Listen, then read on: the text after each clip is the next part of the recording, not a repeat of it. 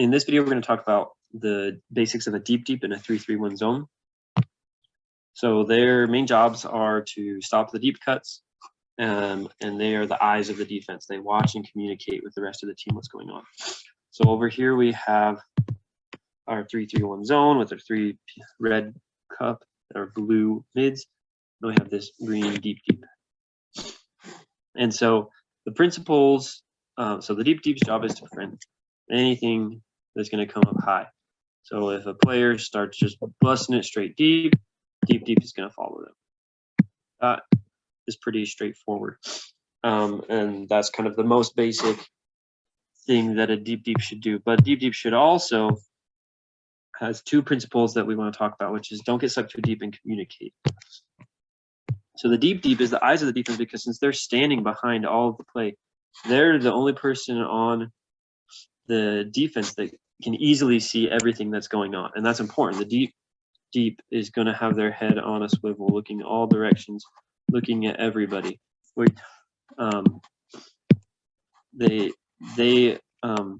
don't want to just stare at the disc. And if someone starts going deep, they don't want to only stare at that person. Like, they should follow them, but not get so caught up in looking at that person that they lose track of everything else that's going on.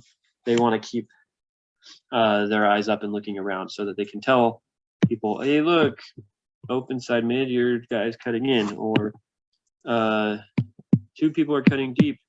And so you call for help from the weak side mid, and they say, help deep. Yes. So that's like the communication side of the deep. They're the eyes of the offense.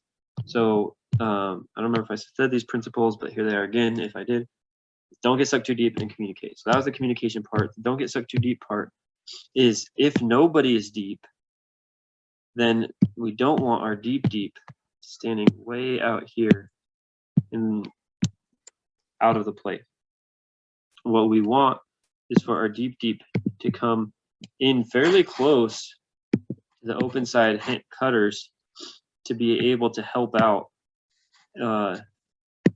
If, for example, the thrower tries to throw a blade over the top, we want the deep to be close enough to affect that. Yeah, sometimes teams will try to have somebody come in to pull the mids too far under, and then they can just throw over the top of the zone, and try to get to this mid that's just kind of standing still. So we want the deep to be close enough to make that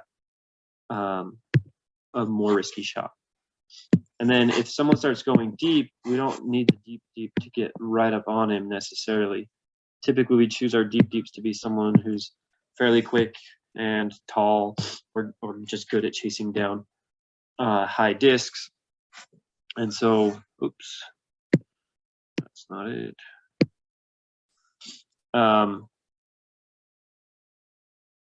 So if this outside cutter is going deep, the deep can kind of just stay on this open side.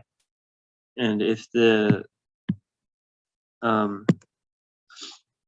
you might hear people say that the deep should be deeper than the deepest guy, but if this guy's only a little bit deep and the deep's only a little bit less deep than him, that's fine. Again, we'd rather have pressure on these guys. Lots of the times when we run zone, it's going to be windy, or we're going to have confidence that the throwers aren't amazing throwers, which means that a handler trying to throw a throw like this over the top of everybody in deep is not that big a threat to us. And we're confident that this deep can get there once the disc goes up. They're fast enough to be able to go cover it. That's the idea of the deep and of not getting sucked too deep.